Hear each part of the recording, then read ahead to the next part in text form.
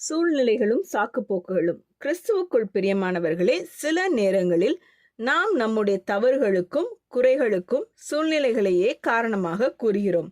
உதாரணமாக, ஒரு தாய் இவ்வாறு சொன்னார்கள்: எனக்கு இரட்டை குழந்தைகள் பிறக்கும் வரை நான் பொறுமையற்றவளாக இருந்ததே இல்லை.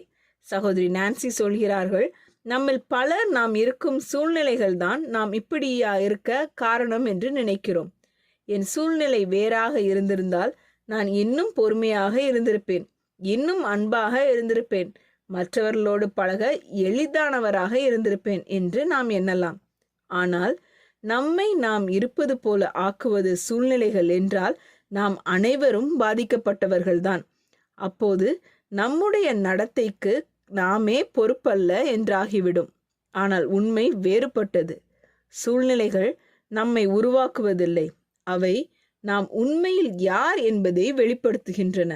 அந்த தாய் இரட்டை குழந்தைகள் பிறந்த பிறகுதான் தன்னுடைய பொறுமை இன்மையை கவனித்தார். ஆனால் அந்த குணம் ஏற்கனவே அவருக்குள் இருந்தது. புதிய சூழ்நிலையின் மூலம் அதை தேவன் வெளிக்கொண்டு வந்தார். ஏன்? அதை அவர் மாற்றுவதற்காக. வாழ்க்கையின் சூழ்நிலைகள் சில நேரங்களில் மிகவும் கடினமாக இருக்கலாம். ஆனால் அவை பாவத்திற்கான சாக்குப்போக்காக இருக்க முடியாது. அதற்கு பதிலாக அந்த சூழ்நிலைகளின் மூலம் தேவன் நம் இருதயத்தை வெளிப்படுத்தும் போது அதை தாழ்மையோடு ஏற்றுக்கொண்டு அவர் நம்மை மாற்ற அனுமதிக்க வேண்டும். இன்று, கர்த்தாவே, நான் உண்மையில் எப்படிப்பட்டவன் அல்லது எப்படிப்பட்டவள் என்பதை எனக்கு காட்டும், என்னை உமது சாயலாக மாற்றும் என்று ஜெபிப்போமா? ஏனெனில் தேவன் வெளிப்படுத்துவது குற்றம் சாட்டுவதற்காக அல்ல, நம்மை மாற்றுவதற்காக. ஜெபம் செய்வோம்.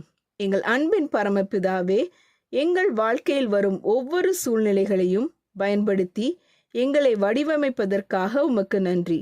எங்கள் பலவீனங்களையும் குறைகளையும் மறைக்காமல் அவற்றை நேர்மையாக காணும் கிருபையை எங்களுக்கு தாரும்.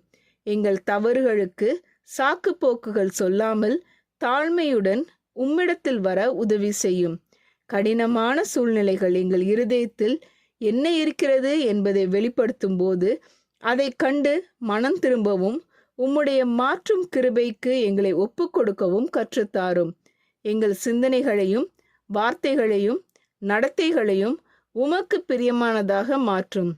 ஒவ்வொரு நாளும் உம்மை அதிகமாக பிரதிபலிக்கும் வாழ்க்கையை வாழ எங்களுக்கு உதவி செய்யும்.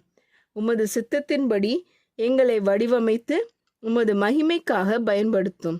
இயேசுவின் நாமத்தில் ஜெபிக்கிறோம் பரமபிதாவே, ஆமீன். இந்த மெசேஜ் 21 நவம்பர் 2024 நான்சி டிமோஸ் வோல்கமோத் அவர்களின் இயேசுவை தேடி என்ற புரோகிராமிலிருந்து எடுக்கப்பட்டது. கர்த்தர் உங்களை ஆசீர்வதிப்பாராக.